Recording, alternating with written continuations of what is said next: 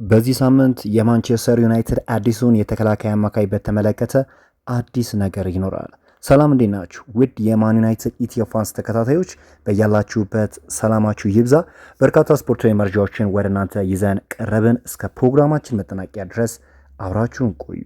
በቅድሚያም ግን ቻናሉን ሰብስክራይብ እንዲሁም ቪዲዮ ላይክ በማድረግ ለብዙዎች አዳርሱ። የጣሊያኑ ክለብ ጁቬንቱስ ጆሹዋ ዘርክሲን ለማስፈረም ጥረት ማድረጉን ሊጀምር እንደሚችል ተመላክቷል። አሁን ላይ ክለቡ ዋነኛ ቅድሚያ የሚሰጠው ትኩረት ፈረንሳዊውን አጥቂ ኮሎ ሙዋኒን ማስፈረም መሆኑም ተገልጿል። ይሁን እንጂ ያንን ዝውውር ማሳካት ካልቻሉ ጆሹዋ ዘርክሲን ከቀዳሚ አማራጮቻቸው መካከል አንዱ ሆኖ መታየቱ ተዘግቧል። ይህ ተጫዋች በተለይም በማንቸስተር ዩናይትድ የሚገባውን ነገር መስጠት ያለበትን ነገር እየሰጠ አይደለም።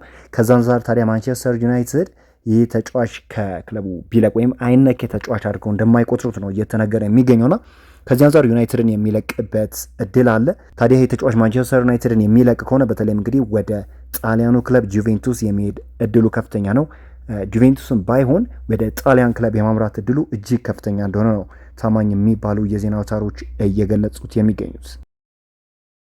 ማርከስ ራሽፎርድ ማንቸስተር ዩናይትድ በሻምፒዮንስ ሊግ ማሳተፍ ከሚያስገኘው ቦነስ ጋር ተያይዞ በዘመናዊ እግር ኳስ ውስጥ ከፍተኛ ተከፋይ ከሆኑ ተጫዋቾች መካከል አንዱ መሆኑ ተመላክቷል። እሱን ለማስፈረም የሚፈልግ ማንኛውም ክለብ ከፍተኛ መጠን ያለው ገንዘብ ማውጣት እንደሚጠበቅበት የተገለጸ ሲሆን ይህም በኦልድ ትራፎርድ የመቆየት እድሉን በእጅጉ እንደሚያሰፋው ተዘግቧል።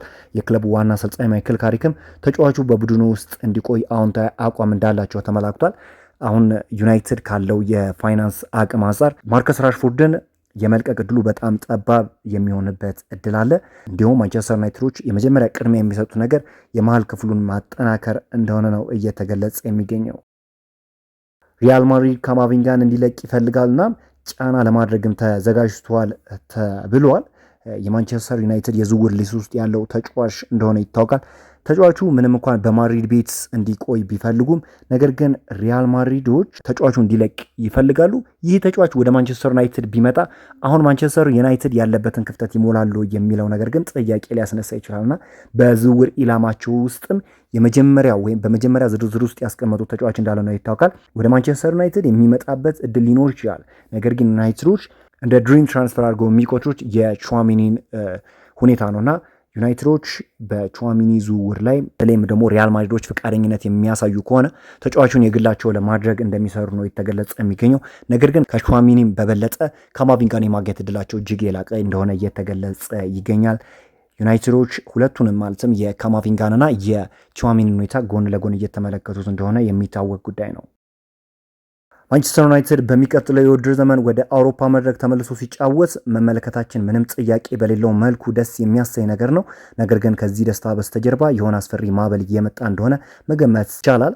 ያልተፈታው የአማካይ መስመር እንቆቅልሽ እንዳለ ሆኖ ከምንም በላይ ተከላካይ ክፍሉ እጅግ አሳሳቢ ይመስላል። ዲቻና ዴሊት መቼም የትኛውም እግር ኳስ ተመልካች የብቃት ጥያቄ ያነሳል የሚል እምነት የለኝም። ነገር ግን ሁለቱም የሚያመሳሰላቸው አንድ ጥሩ ያልሆነ የጉዳት ታሪክ አላቸው። በተለይም 4 የተለያዩ ውድድሮች ለሚወዳደር ቡድን የሁለቱ ተጫዋቾች የጉዳት ታሪክን ማስታወስ በእንቅርት ላይ ጆሮ ደግፍ እንደሆነ ይታወቃልና ይበልጥ ነገሩን አሳሳቢ የሚያደርገው የክለቡ አመራሮች በዚህ ቦታ ላይ መስራት አለመፈለጋቸውና ትኩረት አለመስጠታቸው ነው።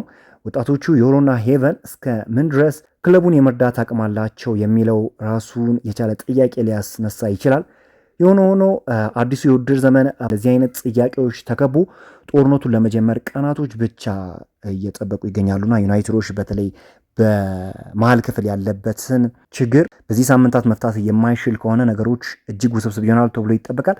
ታዲያ በርካታ የመገናኛ ብዙሃኖች በተለይም የማንቸስተር ዩናይትድ የመሃል ክፍልን ለማጠናከር በዚህ ሳምንት የማወቅ ዕድላችን ከፍተኛ እንደሆነ እየተገለጸ የሚገኘው ዩናይትዶች በርካታ ተጫዋቾችን ሲያማትሩ ነበር። የካርሎስ ባሌባን ሁኔታ፣ የኦሌን ቹዋሚኒ፣ ካማቪንጋን እንዲሁም ደግሞ የአሌክስ ስኮትንም ሁኔታ ጎን ለጎን እየተመለከቱ ነበርና አሁን እንደሚታወቀው እንግዲህ አሌክስ ስኮትን በተመለከተ ቼልሲዎች ተጫዋቹን ለማስፈረም የመጀመሪያ ፕሮፖዛል ካቀረቡ በኋላ ያ ፕሮፖዛላቸው ቦርንማውዞች ውድቅ እንደተደረገባቸው የሚታወቅ ጉዳይ ነው። ታዲያ አሁን ቼልሲዎች ሁለተኛ የዝውውር ጥያቄ ለማቅረብ በዝግጅት ላይ ናቸው።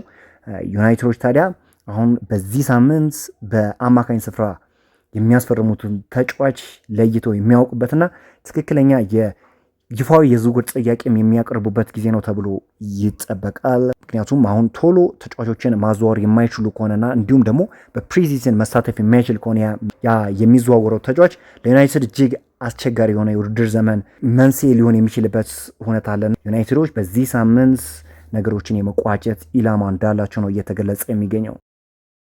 አይቮሪ ኮስታዊ የፊት መስመር ተጫዋች አማድ ዲያሎ በዚህ ሳምንት ወደ ካሪንግተን እንደሚመለስ ተገልጿል።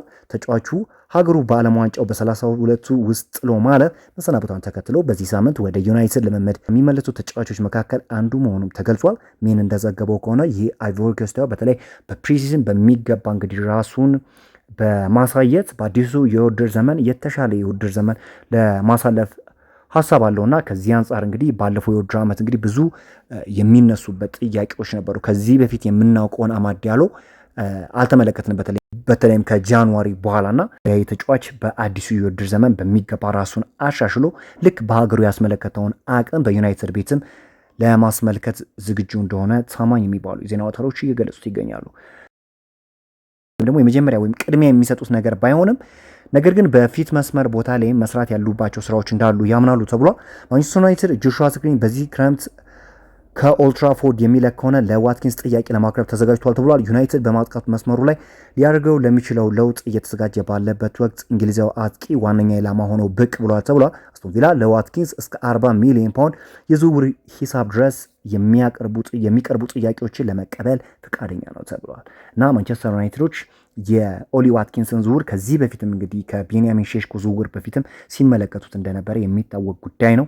አሁንም ታዲያ የዋትኪንስን ዝውውርና ጎን ለጎን ደግሞ እሱ ማይሳካ ከሆነ የኢሊማን ኒዳይን ዝውውር ይመለከታል ተብሎ ይጠበቃል። የተጫዋች እንግዲህ 26 ዓመቱ ሲሆን በማንቸስተር ዩናይትድ ብቻ ሳይሆን እንዲሁ በአልሂላልም እንደሚፈለግ የሚታወቅ ጉዳይ ነው። ተጫዋቹ እንግዲህ በ2025/26 የውድድር ዘመን 2791 ደቂቃን መጫወት ችሏል።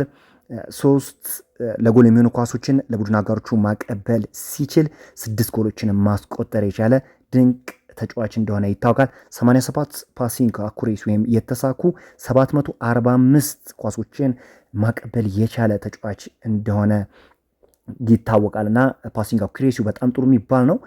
ከዚህ አንጻር እንግዲህ የተጫዋች በ2024/25 እንዲሁ 9 ጎልን ማስቆጠር ችሏል። ከጎል ጋር ጥሩ የሚባል ስታት አለው። ዩናይትዶችን የዚህን ተጫዋች ሁኔታ ከኦሊ ዋትኪንስ ጎን ለጎን እየተመለከቱት እንደሆነ እየተነገረ የሚገኘው የሻምፒዮንሺፑ ክለብ ሚድልስብሮ የግብ ጠባቂ መስመሩን ለማጠናከር ከሚያስባቸው በርካታ እጩዎች መካከል ራዴይ ፊቴክ አንዱ መሆኑና ተጫዋቹን ለማስፈረም ፍላጎት እንዳለውም ተመላክቷል። በዚህ የዝውውር መስኮት ግብ ጠባቂው ከዩናይትድ በቋሚነት የመልቀቅ እድል እንዳለው እየተገለጸ ይገኛልና ሚድልስብሮዎች የተጫዋቹን ሁኔታ እየተከታተሉት እንደሆነ ነው እየተነገረ የሚገኘው። በዛሬው ዕለት አጠር ያሉ ስፖርታዊ መረጃዎችን በእናንተ ሀሳብ መሰረት እንዲሁ አቅርበናል። በቀጣዮቹ ጊዜያትም እንግዲህ አዳዲስ ስፖርታዊ መረጃዎች የሚወጡ ከሆነ ወደ እናንተ የምናደርስ ይሆናል። አብራችሁን ስለቆያችሁ ከልብ እናመሰግናለን።